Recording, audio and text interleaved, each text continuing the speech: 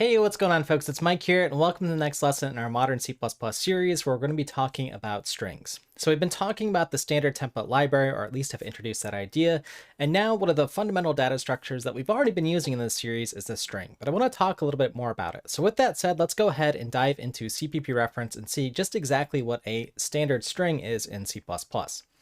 So here again, you'll see all the libraries, all the parts of the standard C++ library here, and strings being a big part of it. Now, I want to go ahead and start talking about strings before we talk about containers, ranges, algorithms, and some of these other things in this series, because, well, strings are going to give us a pretty good idea of just, well, how a lot of these structures work. In fact, a string really is just a container of characters. So let's go ahead and take a look at that. Now, I can go ahead and click on the strings library here, and you'll see that it consists of just a few parts here.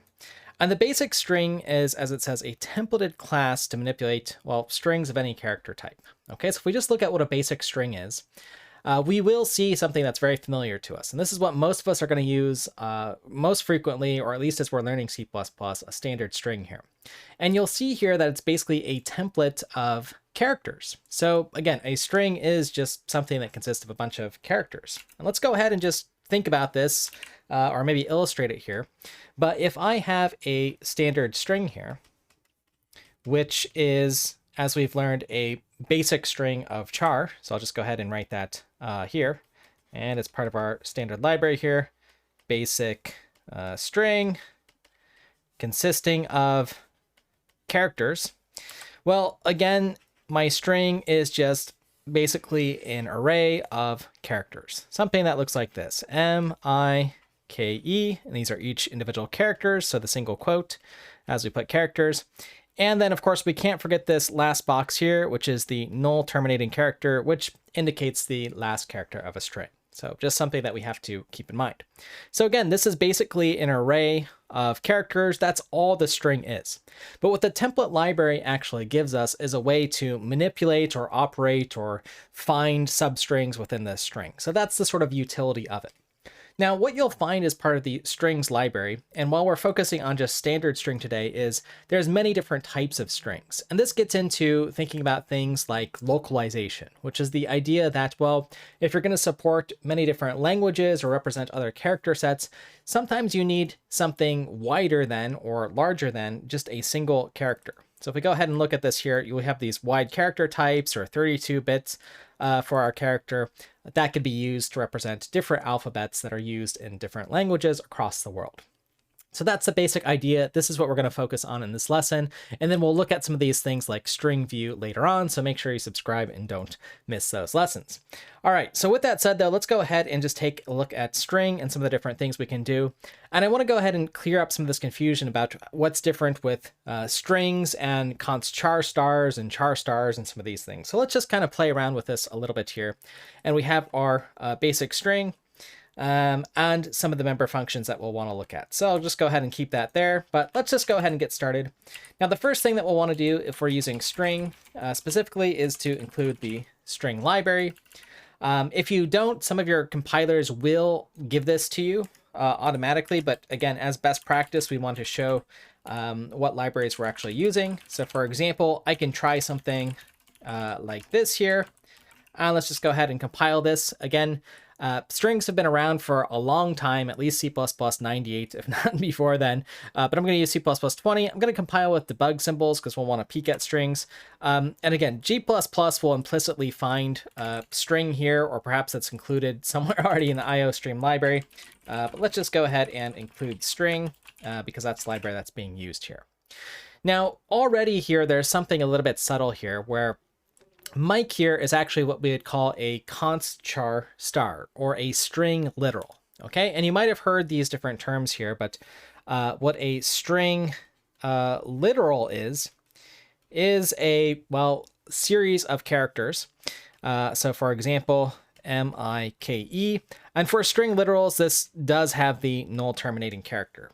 So what a string literal really is, and again, I'll just put it down here, is a const char star. So it's a pointer, that's what's indicated here, to some amount of characters, and it's not changing. Okay, we're saying this is exactly M-I-K-E. And that's different than if I just have a char star, which is a pointer to a series of characters, okay? Maybe some array here that it points to the first element or one of these characters in here and stores an address, okay? Const means we can't change this. So again, MIKE with a null terminator is always the string it is here, okay? Now, when we're constructing this string here, we're able to implicitly convert this, or I should say just construct this string here with MIKE, okay? So I could also just do something like this here with Mike. Okay, so that's another way to just construct our string. We see that it works fine. Okay, and now let's just go ahead and simply write out what our string is. And we can go ahead and see what it is if we run this. So let's just go ahead and every time we compile, we will run our program. And we can see Mike here with the end line here. Okay, so perfect. Now let's go ahead and just take a little bit of a look here at what exactly is this string. Again, it's a series of characters, so it's essentially wrapping around an array, or rather populating an array with the characters for whatever the length is. So some of the properties that we care about in our actual basic string, and let's go ahead and look at these. So the capacity, that's the number of characters that can be held. So again, the sort of internal array for our string, and we'll talk about that. And then the size or the length of that string here. Okay, so let's just go ahead and again, try out some of these properties here. And just see what's going on with our string here. So let's just go ahead and try out size and capacity. Okay, so I can go ahead and run this. Oops, and let me go ahead and make sure I save here. Sometimes I hit capital W and it doesn't save. And oops, these are, well, let me go ahead and look here. These should be part of our functions. So let's see, capacity, there we are. And I'm going to need to do the same thing for size. Okay, so we need our parentheses there. And there we could see 4 and then 15. So size is returning the number of characters that we can see. It's not counting that null terminating character. And then capacity, you can see that's what was actually allocated for our string here. So let's go ahead and see if we get any insight here. That's how much can be stored here. Now, so let's go ahead and try capacity here. Capacity that's been allocated. So you can already see it might over allocate for our string there. So why are we getting something like, 15 characters here that's actually being stored? And let's actually see the definition. This is the number of storage for storing elements, and it's the number of characters. So 15 characters, and I believe +1 for our actual string here, okay, for that null terminator. So maybe it's easy or efficient to allocate 2 full bytes of information as opposed to exactly 1 byte here, okay? So let's go ahead and just kind of take a look at this. And some of the other functions here, right? So some of you might be concerned, we have this shrink to fit here. So let's just go ahead and take a look at this example.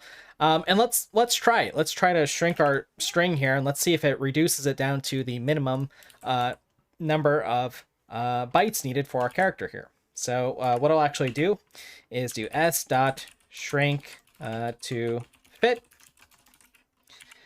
And we'll go ahead and run this, and well, it looks like that's going to be the minimum here. So the size after the shrinking to fit. So it looks like this is an operation that will make a request to try to reallocate and shrink things as needed, okay? So why am I showing you this? Well, we'll do a few experiments here. Now let's go ahead and think about what kind of things that we do with a string or the different operations. So one thing that we can do here is append to our string here. And we've got an actual append function here, or we can use operator plus equal. Again, just to show you that those are doing the same things, there are some overloads for string. So let's go ahead and try it. Let's go ahead and do s plus equal, and I'll go ahead and just, type in a bunch of characters here. Let's go ahead and run it. We can see what the new capacity is. And let me actually move this size here just so we can see the results here. So now we've got 29 characters here, or whatever I typed in here. And here's the capacity. Let's add a few more here. Let's go ahead and do something like that. And we see, okay, we've got exactly 38. So it is sort of growing our string here. Let's go ahead and just append some more characters here.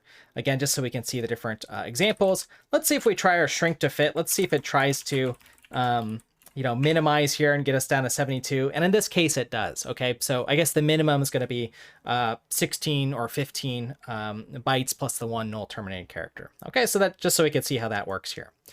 And again, the purpose of some of these things is to, again, think about how we're allocating our space, okay?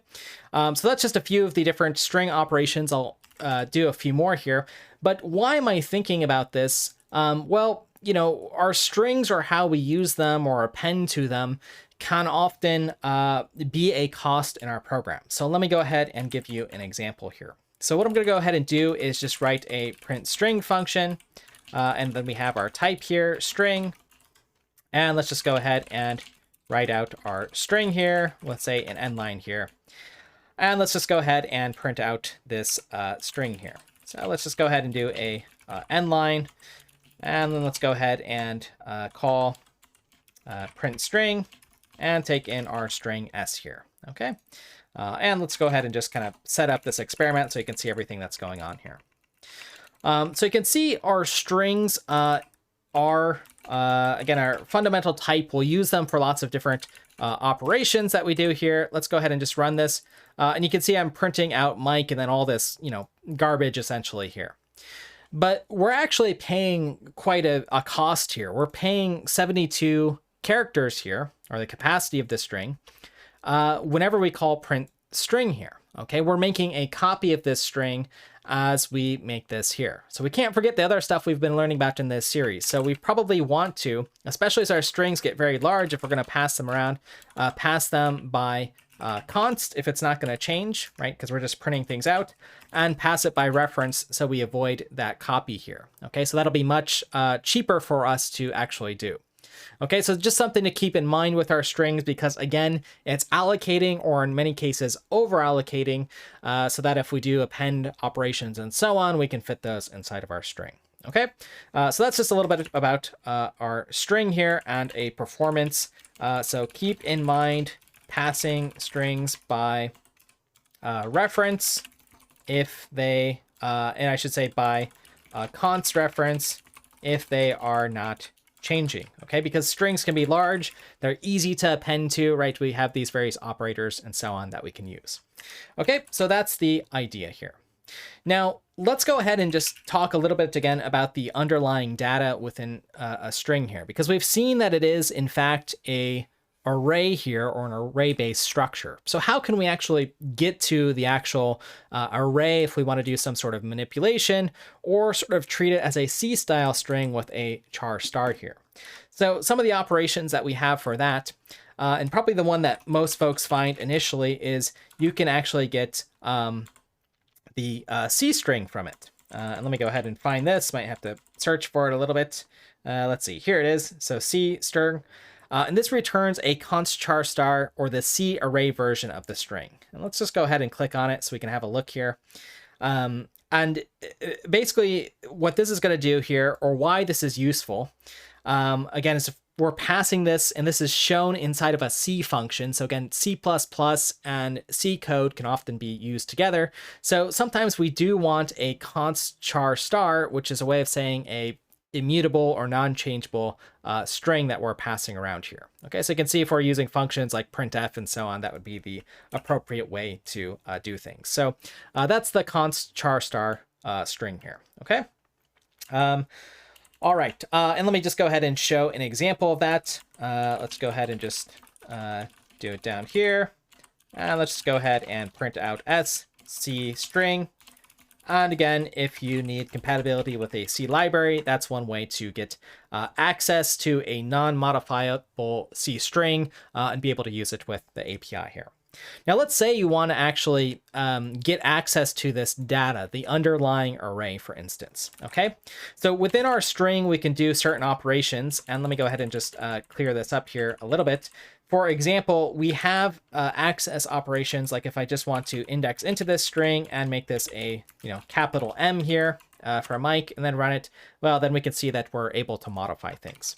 But sometimes you do want a pointer to that actual data.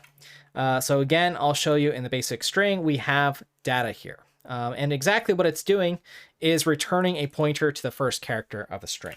Okay, so again, this could be useful for interfacing with C libraries, or if you just want that underlying pointer to the internal array in the string. Okay, and let me just go ahead and show you this. I think this is something that kind of confuses folks when we're first working together with strings. So if I take the address of where the data is stored, and then the address of just the string. Again, I just want to show you that, oops, I guess here, this is returning the pointer, so it is an address itself. I guess what I should really just show you is, again, the address of this string, right? This is a member function, so I think the appropriate way to show you this is, again, how this is implemented. The string class is, you have a class called, string here.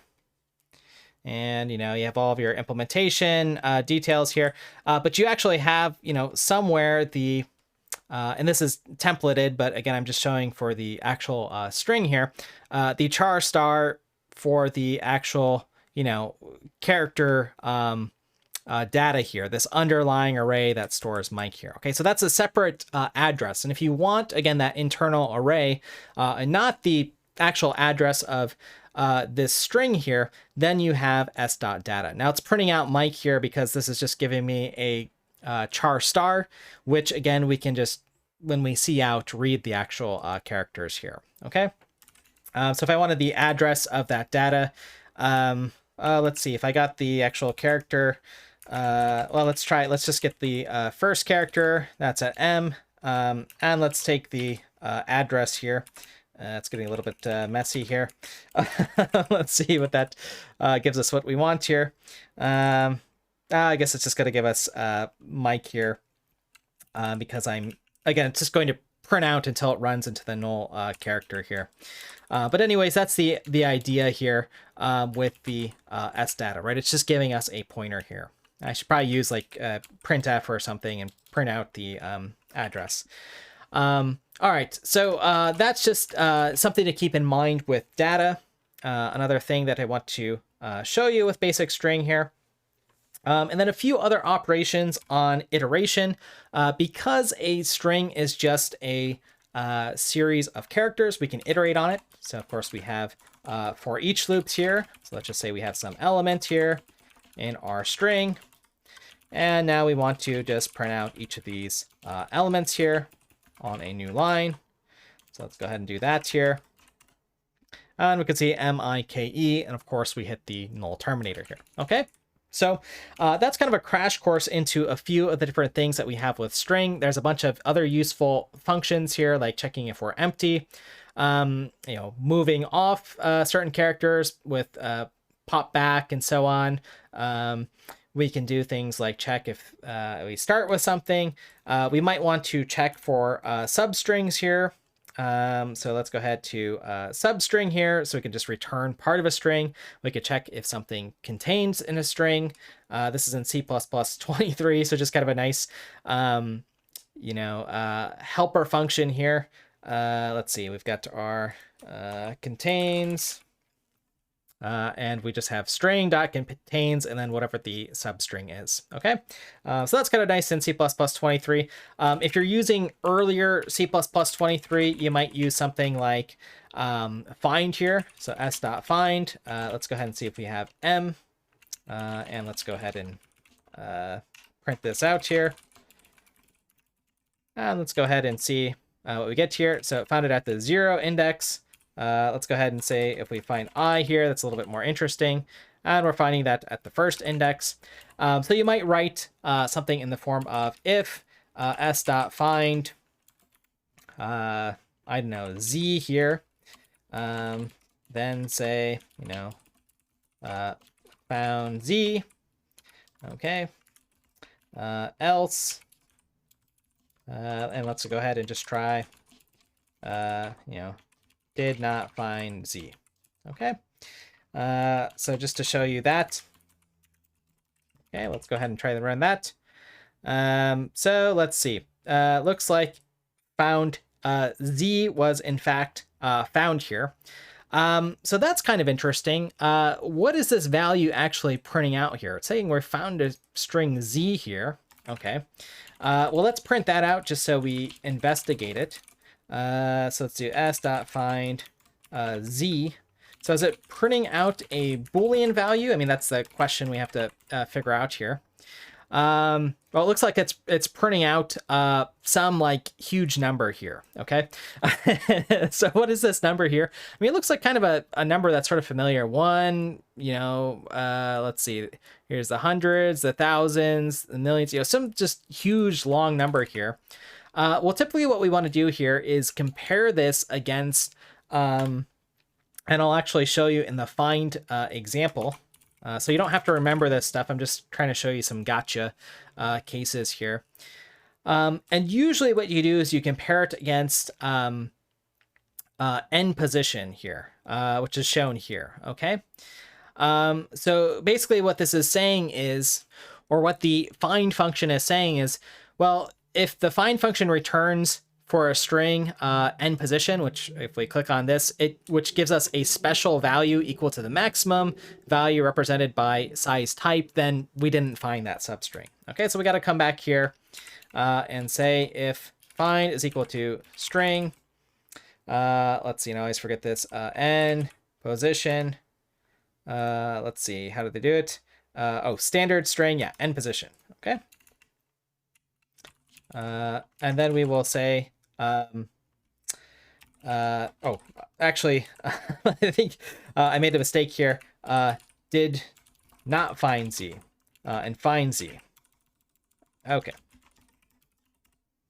But you get the idea here. Okay, did not find Z, and that's what that magic value is here. Okay, so I got a little correction there. I'll leave that mistake in there just because, again, that's something I like to keep in there.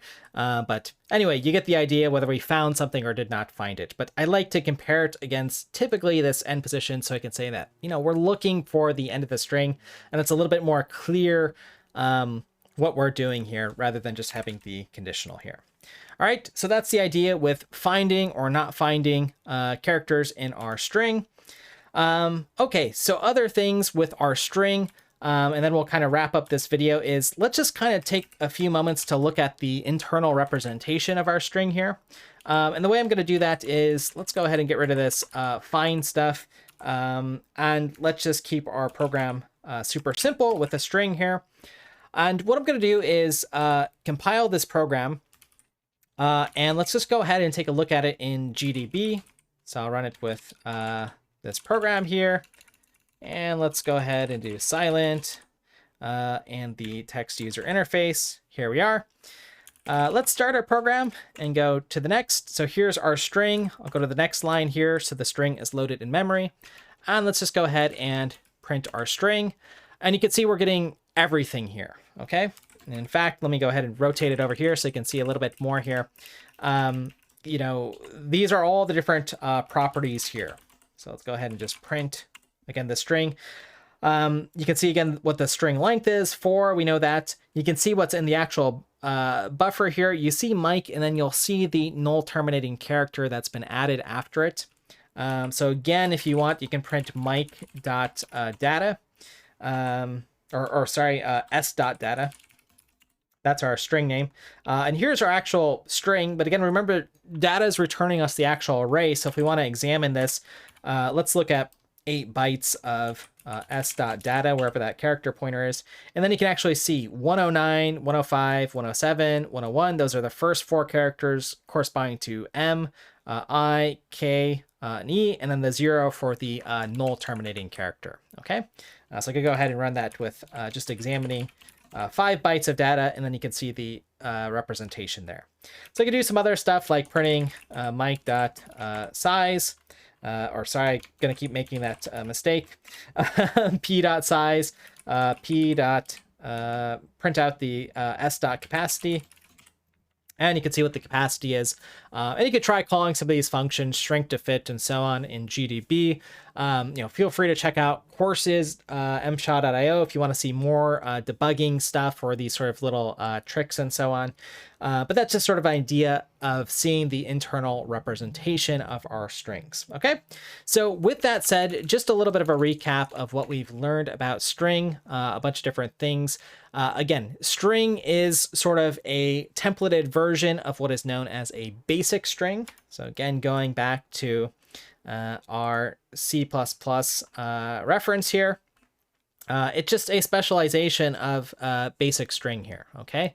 Where we're just taking a character here, but we might want other versions. So depending on what sort of character sets you're working on, you might end up using wide strings here or whatever, okay? Depending on what you need to represent. But in general, for the library, all these functions are going to be similar. Now you'll notice there are some of these PMR strings here, and part of this, or part of working with strings, which is another thing that we learned about in this lesson, is, well, we have to be careful and try to be efficient with our strings, meaning that they are expanding as we append characters, and not necessarily in the number of characters that we have. They might be growing larger or adding some extra padding based off of how many bytes there are. So we got to be careful about how the strings are growing. We got to be careful about passing strings around in functions. So use const and ref if those strings are not changing. And then finally in this lesson, we took a look at some of the different member functions or the ways to access elements, right? Using brackets, getting the data, the C string representation for compatibility with C APIs. We've got iterators, which you saw with the for each loops, and some different functions that we can play around with, and then maybe even optimize. And then some of the new stuff coming in C++ 23 that's super handy, like contains, so you can just check if there's a given substring, and hopefully you don't get confused like I did with find here and mix up your conditions, but that's the basic idea here. All right. So with that said, folks, that is strings in C++. Again, they're their own basic data type in the standard template library. It's a good abstraction around what is just a char star, or an array of characters that you would use in C. And again, they are different than a string literal, which is a fixed string in memory. Okay, you can construct strings from literal strings or other strings, or by appending other strings together and storing them in a new string. But that's the basic idea with standard string. So I hope you enjoyed this lesson. I hope it was useful for getting you started with the string library, and that you learned a few things. And with that said, folks, thank you as always for your time and attention. If you have comments, go ahead and leave them below. And with that said, I'll see you in the next lesson.